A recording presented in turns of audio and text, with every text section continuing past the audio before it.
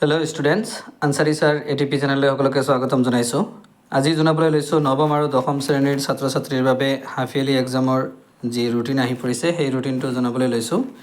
এই ৰুটিনখনত উল্লেখ কৰা হৈছে ধুবুৰী জিলাৰ ছাত্ৰ ছাত্ৰীসকলৰ বাবে হাফ ইয়াৰলি এক্সামিনেশ্যন 2026 ক্লাছ 9 আৰু 10ৰ ছাত্ৰ ছাত্ৰীৰ বাবে 25 তাৰিখৰ পৰা আৰম্ভ হ'ব। 25/9/2026 অৰ্থাৎ ছেপ্টেম্বৰ মাহৰ 25 তাৰিখৰ পৰা শুক্ৰবাৰ দিনাখন ক্লাছ 9ৰ ৰাতিপুৱা 9 বজাৰ পৰা 12 বজাৰ ভিতৰত হ'ব। প্ৰথম দিনাখন হ'ব 25 ছেপ্টেম্বৰ ইংৰাজী পৰীক্ষা আৰু আবেলি 1 বজাৰ পৰা 4 বজাৰ ভিতৰত হ'ব দশম শ্ৰেণীৰ ইংৰাজী পৰীক্ষা। 26 তাৰিখ MIL অৰ্থাৎ মডাৰ্ণ ইণ্ডিয়ান লেংগুৱেজ অৰ্থাৎ আছামিজ ছাবজেক্টটো হ'ব।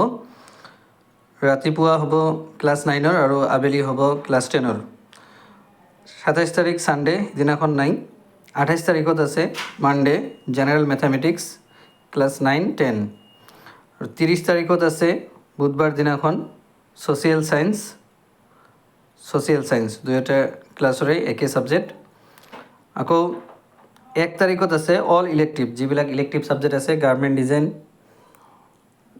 এগ্ৰিকালচাৰ, হিন্দী, হিষ্ট্ৰী, অন্যান্য যিবিলাক ইলেক্টিভ ছাবজেক্ট আছে সেই ইলেক্টিভ ছাবজেক্টবিলাক হ'ব। সকলো ইলেক্টিভ ছাবজেক্ট 1 অক্টোবৰ 2026 তাৰিখ বৃহস্পতিবাৰ দিনাখন হ'ব।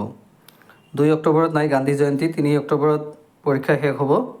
জেনেৰেল চায়েন্স শনিবাৰ দিনাখন জেনেৰেল চায়েন্স দুয়োটা ক্লাছৰে হ'ব।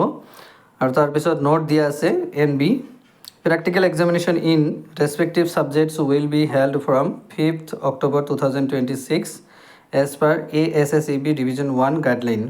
অৰ্থাৎ যিমানবিলাক প্ৰেক্টিকেল ছাবজেক্ট আছে ছ'চিয়েল চায়েন্স, মেথ চায়েন্স সেইবিলাকৰ হ'ব আৰু অন্যান্য ছাবজেক্টৰ যিবিলাক প্ৰেক্টিকেল আছে সেইবিলাক 5 তাৰিখত হ'ব। ইংলিছৰ অলৰেডি স্পকেন ইংলিছ টেষ্ট হৈ গৈছে। ইংলিছৰ প্ৰেক্টিকেলটো নহয় আৰু স্পকেন ইংলিছটোতে প্ৰেক্টিকেল হ'ল আৰু বাকী ছাবজেক্টৰ প্ৰেক্টিকেলবিলাক দিব লাগিব।